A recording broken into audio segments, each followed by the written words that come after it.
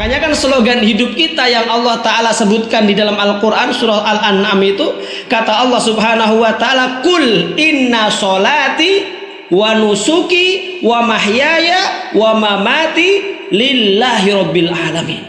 Katakanlah wahai Muhammad, katakan kepada orang-orang beriman itu slogan hidup mereka. Apa itu? Sesungguhnya sholatku, sesembelihanku, bahkan hidup dan matiku, semua ibadahku itu seluruhnya hanya aku berikan kepada Allah Rabb semesta alam. Nah, ini slogan hidupnya orang bertauhid. Makanya kalau ada orang kok masih memalingkan ibadahnya, apalagi sholatnya, doanya kepada selain Allah, berarti itu bukan orang yang bertauhid. Bismillahirrahmanirrahim. Assalamualaikum warahmatullahi wabarakatuh. Waalaikumsalam warahmatullahi wabarakatuh. Alhamdulillahirabbil alamin wa bihi nasta'inu ala umuri dunya waddin.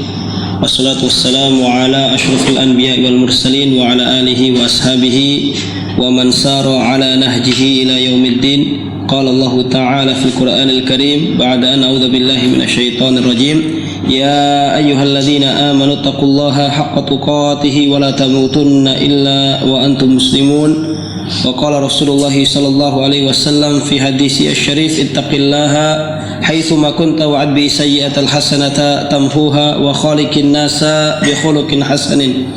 Amma ba'du, rabbi shrah li sadri wa yassir li amri wahlul 'uqdatam min lisani yafqahu qawli. Allahumma la ilma lana illa ma 'allamtana wa 'allimna ma yanfa'una wa zidna ilma. Allahumma inna nas'aluka ilman nafi'a wa rizqan thayyiba wa amalan mutaqabbala. Ma'asyiral muslimin, ikhwani fid din, bapak-bapak, jamaah kajian Jumat malam Sabtu rahimani wa rahimakumullah. Alhamdulillahirabbil alamin. Segala puji dan syukur tidak lain hanyalah milik Allah Subhanahu wa ta'ala. Pada kesempatan malam hari ini alhamdulillah kita dimudahkan kembali oleh Allah, diberi keistiqomahan oleh Allah Azza wa Jalla untuk bisa berkumpul di majlis pada malam hari ini. Tidak lain adalah dalam rangka untuk menguatkan pemahaman kita tentang agama Allah, serta dalam rangka mendekatkan diri kita kepada Allah Subhanahu wa ta'ala. Lebih-lebih bagi seorang mukmin khususnya, belajar ilmu agama itu merupakan sebuah faridah, sebuah kewajiban yang tidak bisa diwakilkan kepada siapapun, karena hukumnya adalah fardhu ain, tidak bisa diwakilkan kepada kerabat kita, tidak bisa diwakilkan kepada sanak saudara kita. Makanya Nabi sallallahu alaihi wasallam mengingatkan dalam hadis yang sahih lagi masyhur, talabul ilmi faridatun ala kulli muslimin. Belajar ilmu agama itu merupakan kewajiban bagi setiap muayyan, setiap individu seorang muslim. Jadi seorang muslim wajib bagi mereka untuk belajar ilmu agama. Sehingga barang siapa yang tidak mau belajar ilmu agama, malas mempelajarinya, maka itu tercatat sebagai sebuah dosa, sebuah perbuatan dosa di hadapan Allah Subhanahu wa ta'ala. Dan kita seorang mukmin juga meyakini bahwa ilmu agama itu adalah cahaya dari Allah Ta'ala, di mana dunia ini semuanya kebodohan tanpa adanya ilmu agama. Dunia ini semuanya isinya kegelapan tanpa kita menyinarinya dengan ilmu agama. Maka para ulama mengatakan al ilmu nurun wal jahlu dhalamun. Ilmu agama itu adalah cahaya yang menyinari dunia ini, sedangkan kebodohan itu adalah kegelapan. Makanya orang-orang yang bodoh terhadap agama Allah Subhanahu wa ta'ala, maka Allah Ta'ala jadikan kehidupannya di dunia itu penuh dengan kegelapan, sehingga dia tidak ada arah, tidak tahu kemana dia harus berjalan, tidak tahu kemana dia harus melangkah, sehingga ujung-ujungnya adalah nerakanya Allah Subhanahu wa ta'ala. Berbeda orang-orang yang diberi kesadaran untuk belajar ilmu agama, sehingga dia paham mana yang halal, mana yang haram, mana tauhid, mana syirik, mana yang hak, mana yang batil. Hidupnya menjadi punya arah, sehingga dengan hal itu Allah Ta'ala memudahkan kepadanya jalan menuju surga. Makanya benar ketika Nabi SAW bersabda, tentang orang-orang yang belajar ilmu agama, beliau bersabda, "Man salaka tariqan yaltamisu fihi ilman, sahhalallahu lahu bihi tariqan ilal jannah." Barang siapa yang berjalan di suatu jalan tujuannya untuk belajar ilmu agama, maka pada hakikatnya Allah Ta'ala memudahkan kepadanya jalan menuju surga. Inilah ilmu agama yang merupakan cahaya, sehingga siapa yang mempelajarinya, Allah Ta'ala akan bukakan, Allah Ta'ala akan sinari kehidupannya, sehingga mudah baginya untuk menuju jannahnya Allah Subhanahu wa Ta'ala. Bahkan salah seorang ulama di zaman salaf pernah mengatakan, Abdullah ibnu Sahal rahimahullahu ta'ala, beliau mengatakan, ad-dunya kulluha jahlun illa fihal ilm. Dunia ini semuanya isinya kebodohan, semuanya isinya kegelapan, kecuali orang-orang yang mau menyinarinya dengan ilmu agama.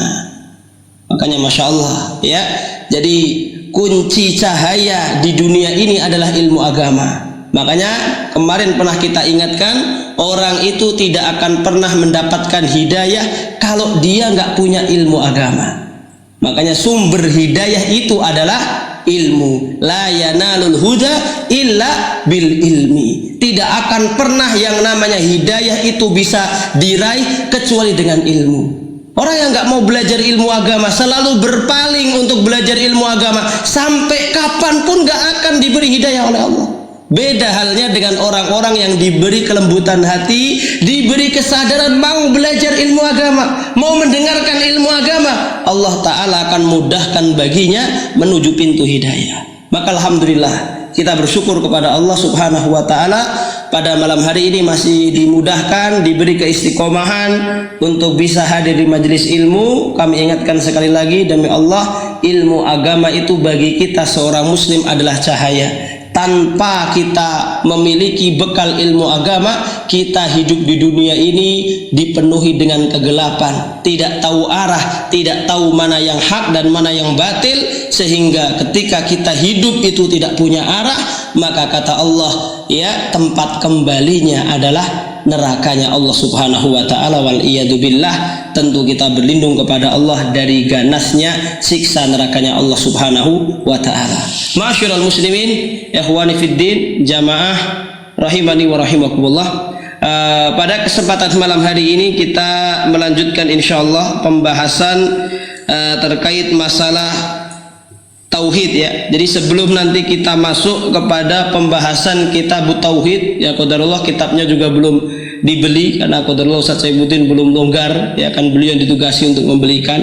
Insyaallah nanti di pekan yang akan datang akan ya dititipkan ke beliau, semoga bisa segera terbelikan. Jadi karena memang kitabnya juga belum ada, lebih-lebih kita akan kuatkan dulu di mukadimahnya sebelum masuk kepada pembahasan kitab tauhid. Ya, alladzi huwa haqqullahi 'alal 'abid, ya, yang mana tauhid itu merupakan haknya Allah bagi setiap hamba. Ya, insyaallah akan kita bahas karya Syekh Muhammad Ibn Abdul Wahab rahimahullah. Nah, pada malam hari ini kita akan kuatkan lagi sedikit mukadimah sebelum membahas kitab tauhid itu, di mana pada kesempatan yang lalu sudah kita bahas tentang masalah keutamaan dan kedudukan tauhid di dalam agama Islam. Hakikat tauhid sudah kita ketahui, kemudian keutamaannya, kedudukannya di dalam agama Islam itu tauhid seperti apa sudah kita jelaskan. Maka pada kesempatan kali ini kita akan bahas ya lawan daripada tauhid, yaitu adalah syirik. Ya, lawan daripada tauhid itu adalah syirik. Kita akan membahas tentang buruknya dan tercelanya dosa syirik itu. Sejauh mana jeleknya dosa syirik itu di hadapan Allah, maka hal itu akan kita bahas pada kesempatan kali ini. Ikhwafillah rahimani wa rahimakumullah. Sebagaimana kita tahu, hakikat tauhid itu adalah ifradullahi fil ibadah, memurnikan peribadahan, mengisahkan Allah Ta'ala dalam masalah ibadah. Maka demikian pula hakikat syirik itu kebalikan daripada tauhid. Ketika hakikat tauhid adalah mengesahkan Allah dalam ibadah, maka hakikat syirik itu adalah apa? Tasyriful ibadah, tasrifu syai'an minal ibadah li ghairillah. Hakikat syirik itu kebalikan daripada tauhid, yaitu apa? Tasrif, memalingkan syai'an, sebagian saja dari ibadah itu kepada selain Allah. Jadi orang itu dikatakan telah melakukan kesyirikan apabila syai'an, secuil, sebagian saja dari ibadahnya dipalingkan kepada Allah. Tidak mesti ibadah yang besar, tidak mesti ibadah yang banyak. Ibadah yang kecil, seremeh apapun itu, kalau itu ibadah dan dipalingkan kepada selain Allah, maka itu adalah bentuk kesyirikan. Sebagaimana contohnya dalam hadis riwayat Imam Ahmad tentang dua orang yang diceritakan oleh Nabi di zaman sebelum beliau diutus menjadi Rasul. Ada dua orang yang tadinya sama-sama bertauhid, kemudian mereka melewati suatu kampung, kampung, kemudian penduduk kampung tersebut mensyaratkan bagi setiap orang yang melewati kampungnya agar memberikan sesembahan kepada selain Allah. Maka satu orang karena ketakutannya, akhirnya dia rela menyekutukan Allah Ta'ala, berbuat syirik, memberikan sesembahan kepada berhala penduduk kampung tersebut. Namun karena tidak memiliki apa-apa untuk dipersembahkan, orang ini pun berkata kepada penduduk kampung itu, nggak punya apa-apa. Maka berkatalah penduduk kampung itu, berikan sesembahan walau kana bidubah. Kasih saja sesembahan buat berhala kami, sekalipun hanya sekedar dengan lalat. Ya, maka kemudian orang itu mencari lalat untuk dipersembahkan kepada berhala penduduk kampung tersebut. Setelah diberikan sesembahan, dibolehkanlah orang tadi untuk lewat. Maka begitu melintasi kampung itu, Allah mentakdirkan orang itu mati. Kemudian orang yang kedua, dia tetap ngeyel, tidak mau menyekutukan Allah dengan sekecil apapun itu. Akhirnya penduduk kampung itu menyiksanya dan dia pun meninggal. Kemudian Nabi SAW bersabda tentang kedua orang tadi, bahwa orang yang pertama itu tempatnya adalah di neraka dan dia kekal di dalamnya, sedangkan orang yang kedua dia ditempatkan oleh Allah di dalam surga. Maka kemudian ulama memberikan komentar tentang hadis ini. Disinilah tentang bahayanya kesyirikan, bahwa kesyirikan sekecil dan seremeh apapun, sampai perkara lalat, sampai urusan lalat itu siapa sih, kita dikasih saja gak mau. Tapi kalau sudah kaitannya lalat, seremeh itu kaitannya dengan ibadah, memberikan persembahan, maka ini sekalipun dengan lalat, di mata Allah itu adalah perbuatan syirik yang tidak akan diampuni oleh Allah Ta'ala. Inilah bahayanya syirik. Jadi tidak mesti ibadah yang besar, tidak mesti ibadah yang besar, tidak mesti ibadah yang kecil, hatta dengan lalat sekalipun itu, Allah Ta'ala kalau itu dipalingkan kepada selain Allah, Allah mencatatnya sebagai dosa syirik. Na'udzubillah. Jadi ini hakikat syirik. Jadi tidak mesti harus ibadah. Makanya kalimatnya syai'an, tasrifu syai'an minal ibadah, memalingkan sebagian saja dari ibadah kepada selain Allah. Jika sebagian kecil ibadah dipalingkan kepada selain Allah, sudah bisa menjatuhkan pelakunya ke dalam kesyirikan. Lalu bagaimana dengan ibadah-ibadah yang besar, lebih-lebih lagi? Nah, kita setelah mengetahui tentang definisi daripada syirik itu, kita akan masuk sedikit kepada pembahasan tentang min damimati wa qabhi asyirki, tentang seberapa jauh tercelanya dan buruknya kesyirikan di mata Allah.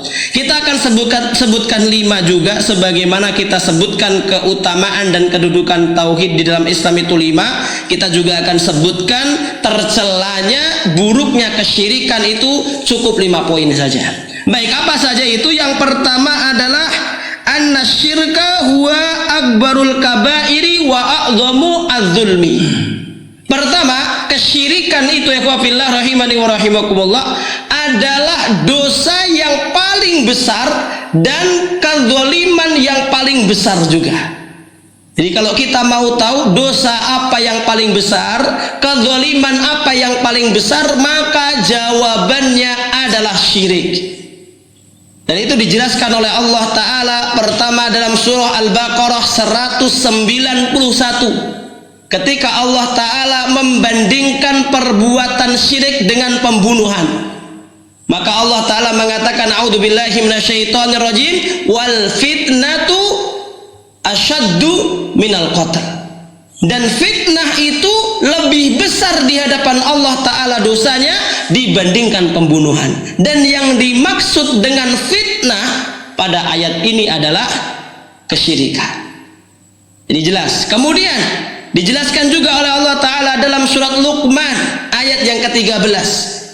Ketika Allah Ta'ala menceritakan ucapan nasihat Luqman kepada putranya, ya, innahu, kata Allah Ta'ala berfirman, a'udzubillahi minasyaitonirrajim, ya, wa idz qala Luqmanu libnihi wa huwa ya'iduhu ya bunayya la tusyrik billah inna syirka la dzulmun adzim.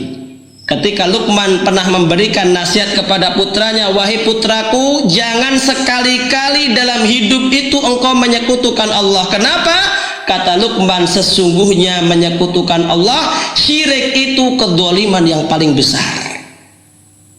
Jadi makanya ikhwafillah, tidak ada kerusakan, kedzaliman, dosa yang lebih besar dibandingkan syirik. Maka suatu ketika dalam hadis riwayat Imam Bukhari, Nabi SAW pernah bertanya kepada para sahabat, ala unabbiukum bi akbaril kabair. Nabi menanyakan ini sampai 3 kali. Maukah aku kabarkan kepada kalian dosa yang paling besar? Nabi mengulangnya sampai 3 kali. Maka para sahabat pun mengatakan, qalu bala ya Rasulullah. Para sahabat pun kemudian menjawab, tentu wahai Rasulullah, apa itu dosa yang paling besar? Maka kemudian Nabi SAW bersabda, al-isyraku billahi wa uququl walidain. Dosa yang paling besar di mata Allah itu yang pertama adalah menyekutukan Allah, dan yang kedua adalah durhaka kepada kedua orang tua. Kemudian dalam hadis yang lain dikatakan apa? Ya, ayyudan bin a'zam. Ditanya Nabi SAW tentang dosa apa yang paling besar itu ya Rasul, maka Nabi kemudian menjawab, anta ja'ala lillahi niddan wa huwa alladhi khalaqaka. Dosa yang paling besar itu engkau menjadikan bagi Allah tandingan dalam perkara ibadah, padahal Allah lah satu-satunya zat yang menciptakanmu. Nah, jadi jelas di sini ikhwafillah.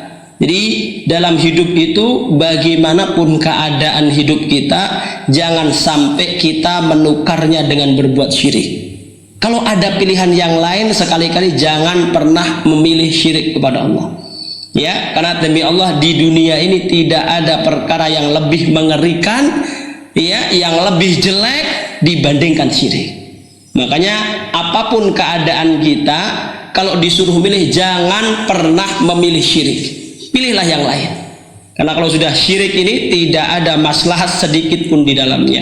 Makanya kan para ulama memiliki kaidah, ketika kita dalam hidup itu kan terkadang ahfal darurain. Kita ini kadang harus memilih ya madarat yang lebih kecil. Maka kalau nanti dihadapkan dalam hidup kita ini sesuatu dihadapkan dengan syirik, maka demi Allah pilihannya mesti nggak boleh syirik. Karena tidak ada sesuatu yang lebih ringan madaratnya dibandingkan syirik. Syirik itu paling besar madaratnya, ikhwan. Ya, tidak ada ya kedzaliman, kerusakan, keburukan yang lebih besar dibandingkan syirik. Ya, maka kaidah afad daruran itu kalau diterapkan dengan benar, harusnya orang lebih takut dengan syirik dibandingkan takut dipimpin oleh ya pemimpin yang kafir. Karena dipimpin pemimpin yang kafir itu hukumnya haram. Tapi berbuat syirik, terjatuh ke dalam kesyirikan, itu lebih mengerikan. Maka kalau kita mau konsisten dengan kaidah afal darurain, memilih madarat yang lebih kecil, harusnya kita lebih takut syirik, ya kan? Karena dipimpin oleh pemimpin yang dolim, yang kafir, itu dalam Islam hukumnya adalah haram.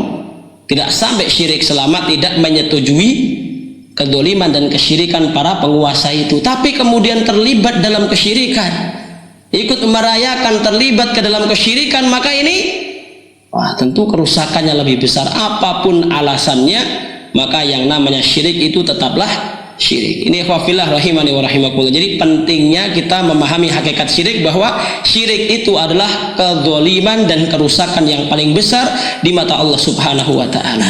Kemudian yang kedua adalah terkait tercelanya dan jeleknya kesyirikan adalah asbabu tahrimi 'anil jannah. Syirik itu ikhwafillah rahimani wa rahimakumullah merupakan sebab seseorang terhalang diharamkan masuk jannahnya Allah. Subhanallah. Jadi kalau orang itu sudah berbuat syirik, mati dengan membawa kesyirikan, demi Allah tidak ada kesempatan masuk surga. Allah Ta'ala memastikan hal itu dalam surah Al-Ma'idah 72 ayat 72. A'udzubillahi minasyaitonirrajim. Innahu may yusyrik billahi faqad harramallahu alaihil jannah. Subhanallah, ngeri sekali kalau kita sudah bahas syirik ini. Kata Allah, sesungguhnya barang siapa yang berbuat syirik kepada Allah, pasti akan Allah Ta'ala haramkan dia masuk surga. Sebanyak apapun amalnya, sebanyak apapun orang mendoakannya, kalau orang sudah berbuat syirik ikhwafillah, maka Allah Ta'ala memastikan mati membawa dosa syirik. Allah memastikan dia tidak akan masuk ke dalam surga. Makanya mengerikan sekali dosa syirik ini. Tidak terjadi kesepakatan para ulama bahwa orang yang mati di atas kesyirikan, membawa dosa syirik dan belum dia taubati, maka Allah Ta'ala memastikan orang itu tidak akan merasakan manisnya surganya Allah Subhanahu wa taala. Nah, inilah pentingnya kita ini memegang tauhid sampai kita mati, karena demi Allah ketika sedikit saja dalam hidup itu berbuat syirik dan kita belum bertobat kepada Allah, maka Allah Ta'ala mengancam setiap hambanya tidak akan dimasukkan ke dalam jannah. Dosa-dosa yang lain masih ada kemungkinan masuk surga. Maka kalimatnya apa? Innallaha la yaghfiru ayyushraka bihi wa yaghfiru ma duna dzalika liman yasha. Sesungguhnya Allah Ta'ala tidak akan mengampuni dosa syirik dan akan mengampuni dosa-dosa yang lain. Dosa-dosa yang lain ada kemungkinan diampuni oleh Allah, baik diampuninya dalam bentuk ditimbang-timbang, ternyata ibadahnya banyak, dosanya itu terlampau kecil dibandingkan ibadah, maka langsung diampuni oleh Allah. Atau dalam bentuk Allah mengampuninya dalam bentuk disiksa dulu di neraka. Itu macam-macam, tapi tidak sampai selama-lamanya ada kesempatan masuk surga. Maka ada kalimat dalam hadis itu jahannamiyun, orang-orang ex neraka jahanam, jebolan neraka jahanam. Artinya mereka ini dikeluarkan oleh Allah Ta'ala dari neraka, kemudian dipindahkan ke dalam surga. Ini ikhwafillah, dan itu berlaku bagi siapa? Orang-orang yang tidak berbuat syirik. Makanya kata Nabi, innahu la yadkhulul jannah illa nafsun muslimah. Sesungguhnya tidak akan masuk surga kecuali jiwa-jiwa yang muslim, yang bertauhid. Adapun yang syirik, yang berbuat syirik, maka Allah Ta'ala tidak akan memasukkan mereka ke dalam surga. Kemudian yang ketiga ikhwafillah, kita jelaskan secara ringkas. Ini adalah masih kaitan dengan yang kedua, nyambung Kalau yang kedua diharamkan masuk surga, maka yang ketiga adalah asbabu dukhuli finnari abada. Sebab yang mengekalkan seseorang ke dalam neraka. Kalau tidak akan masuk surga berarti tempatnya di mana? Tempatnya di neraka. Nggak ada tempat yang lain di akhirat itu ikhwafillah. Tempat yang akan Allah Ta'ala persiapkan, tempat kembali kita nanti di akhirat itu hanya dua muaranya, antara jannah atau neraka. Maka kalau orang itu nggak akan pernah masuk surga, berarti tempatnya di mana? Di neraka selama-lamanya. Maka orang-orang musyrik, orang-orang kafir itu di dalam Al-Quran Allah Ta'ala ceritakan penyesalan mereka tidak main-main. Bahkan mereka itu berangan-angan seandainya mereka dijadikan debu saja, selesai urusan itu. Mereka pengen jadi debu saja, jadi tanah. Tapi Allah Ta'ala menetapkan bahwasanya di neraka itu tidak ada kematian. Ngerinya neraka itu nggak ada mati, gitu kan? Disiksa habis-habisan, mengalami penyiksaan yang begitu mengerikan dan dahsyat, nggak ada mati. Maka mereka itu bercita-cita, lau kuntu tuturoba, seandainya kami jadi debu saja, seandainya kami mati saja. Mereka pengen begitu ikhwafillah, orang-orang yang di neraka itu. Makanya subhanallah, takutlah kita kepada Allah, berlindunglah kita kepada Allah dari nerakanya Allah. Karena demi Allah di akhirat nanti tidak ada kematian. Bahkan Allah Ta'ala ceritakan kullama nadijat juluduhum baddalnahum juludan ghairaha liyadhuqul adzab. Setiap kali ya badannya itu, kulitnya itu sudah melepuh, ya kan, Allah langsung ganti lagi dengan kulit yang baru, liyadhuqul adzab, supaya dia merasakan pedihnya azab. Naudzubillahi min dzalik. Demi Allah tidak ada yang kuat ya melihat nerakanya Allah Subhanahu wa taala. Bahkan penjaganya saja, pimpinan penjaga neraka Malik saja itu ya diceritakan dalam sebuah hadis, Malik itu sudah tidak pernah lagi tersenyum, tertawa semenjak neraka itu diciptakan oleh Allah. Ya, bahkan Nabi Shallallahu alaihi wasallam mengingatkan, lau kuntum, seandainya kalian itu melihat sesuatu apa yang pernah saya lihat, niscaya kalian akan banyak menangis dan sedikit tertawa. Maka para sahabat bertanya, apa yang engkau lihat ya Rasul? Maka Rasul bersabda, yang aku lihat adalah surga dan neraka. Jadi Nabi Shallallahu alaihi wasallam saja seorang Rasul sudah dijamin tidak akan masuk neraka. Lihat neraka saja ngeri, ya khawfillah. Lalu bagaimana dengan kita? Tidak ada jaminan bagi kita aman dari nerakanya Allah. Maka sudah selayaknya kita selalu berhati-hati dalam melangkah ya dalam kehidupan di dunia ini. Takutlah kita terhadap azab Allah Subhanahu wa taala, lebih-lebih kepada nerakanya Allah. Banyak-banyak kita meminta ampun kepada Allah, banyak-banyak kita meminta perlindungan kepada Allah dari ganasnya neraka jahanam ini. Naudzubillahi min dzalik. Kemudian yang keempat, kita lanjut secara ringkas ya, terkait masalah syirik adalah ya bahayanya dan tercelanya kesyirikan itu adalah muhbitun wa muhlikul a'mal. Yang keempat, tercelanya dan buruknya kesyirikan itu bahwasanya syirik itu melenyapkan, menghanguskan seluruh amal. Jadi bukan 1, 2, 3 ibadah kita, semua ibadah kita, sebanyak apapun, selama apapun ibadah yang sudah kita bangun, kalau orang itu berbuat syirik, lenyap. 70 tahun ibadah, syirik cuma sekali, lenyap. Ya khafillah.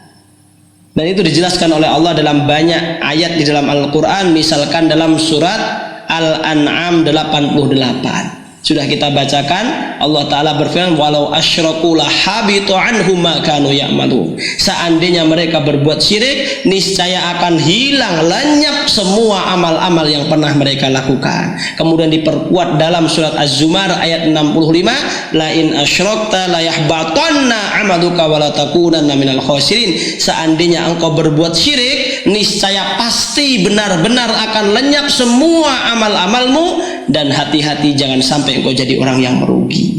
Maka orang berbuat syirik itu rugi sekali, ya wafillah rahimani wa rahimakumullah. Dia capek-capek beramal, tasla naron hamiyah, amilatun nasibah tasla naron hamiyah. Berat capek beramal, tapi ternyata amalnya itu menggiring dia ke dalam neraka. Kenapa? Karena dia mencampuri amal dan ibadahnya itu dengan kesyirikan.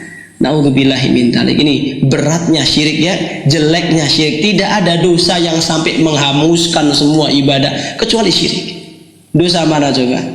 Ya, orang berbuat zina ya sholatnya masih dapat pahala, puasanya ada pahalanya, tapi kalau sudah syirik habis semua sholatnya. 70 tahun sholat habis, 1000 tahun ibadah habis dan lenyap semuanya. Inilah mengerikannya dosa syirik. Maka berhati-hati dengan dosa syirik. Makanya Nabi Shallallahu alaihi wasallam setiap hari selalu meminta perlindungan kepada Allah dari yang namanya dosa syirik. Allahumma inni a'udzubika min an usyrika bika syai'an a'lamuhu wa astaghfiruka lima la a'lamu. Ini doa yang selalu dilazimi oleh Nabi, bagaimana rasa takut beliau terhadap dosa syirik itu. Kemudian yang terakhir, ikhwafillah rahimani wa rahimakumullah, ya, terkait tercelanya dan buruknya kesyirikan adalah asyirku huwa muhrijun anil Islam. Ya, syirik itu melenyapkan semua amal. Maka yang terakhir, syirik itu mengeluarkan pelakunya dari Islam. Artinya kalau orang itu melakukan syirik, ya batal Islamnya. Kalau sudah batal Islamnya berarti apa? Keluar dari Islam. Makanya Syekh Muhammad Ibn Abdul Wahab rahimahullah punya risalah tentang nawaqidul Islam, pembatal-pembatal keislaman. Kalau cabang-cabang ibadah saja itu ada pembatalnya. Ya, sholat ada pembatalnya, puasa ada pembatalnya. Masa Islam nggak ada batalnya? Kan aneh gitu kan. Maka kebanyakan orang itu justru nggak tahu tentang pembatal Islam. Mereka paham pembatal wudhu, tapi mereka nggak tahu kalau tentang pembatal Islam. Padahal para ulama itu menjelaskan pembatal Islam itu termasuk pembatal yang paling banyak dibandingkan pembatal ibadah lainnya. Pembatal sholat itu paling ada berapa? Masing-masing madhab itu hanya punya 10, 11, 12, 13. Tapi pembatal Islam itu kata para ulama jumlahnya sampai 400. Yang bisa menyebabkan keislaman seseorang itu batal itu sampai 400. Pembatal puasa dari 4 madhab itu masing-masing berbeda-beda, ya kan? Tidak lebih dari 15. Sedikit sekali pembatal-pembatal. Tapi pembatal Islam itu kata para ulama sampai 400. Kan mengerikan ini. Ibarat kita berjalan di suatu jalan banyak lubangnya sampai 400. Kira-kira kehati-hatian kita bagaimana? Dan mengerikannya, kalau pembatal ibadah itu kalau batal maka nggak akan mempengaruhi ibadah yang lain. Misalkan sholat kita batal, ya kan, maka nggak akan berpengaruh kepada ibadah kita yang lain. Bahkan kepada sholat kita yang lain nggak akan berpengaruh. Yang batal ya sholat kita saat itu saja. Tapi kalau sudah batal Islamnya, ikhwafillah rahimani wa rahimakumullah, bukan cuman sholat kita saja yang batal, semua ibadah kita yang tadinya sah itu kemudian seketika batal di mata Allah Subhanahu wa taala, bahkan dia dianggap keluar daripada Islam. Maka dikatakan oleh Syekh Sulaiman bin Abdullah ibni Muhammad ibnu Abdul Wahab rahimahullah, beliau mengatakan man sarafa nau'aini al ibadati li ghairillah, barang siapa yang memalingkan salah satu dari 2 ibadah kepada selain Allah, kata beliau apa?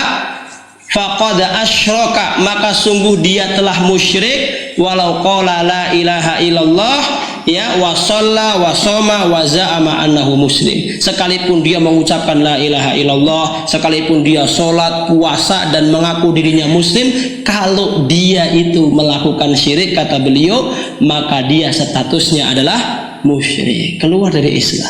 Sekalipun sholat syahadatnya sehari 1000 kali, ya la ilaha illallah sampai 1000 kali, tapi memalingkan ibadah kepada selain Allah, berbuat syirik, maka dia dihukumi musyrik dan dia dihukumi keluar dari Islam. Naudzubillahi min dzalik. Jadi ini sekali lagi ikhwafillah tercelanya dan bahayanya dosa syirik, bahwa kesyirikan itu bisa menyebabkan batalnya Islam seseorang, menyebabkan seseorang itu keluar daripada agama Islam. Naudzubillahi min dzalik. Ya, kita berlindung kepada Allah Subhanahu wa taala dari bahayanya dan mengerikannya dosa syirik. Baik, wallahu a'lam bishawab.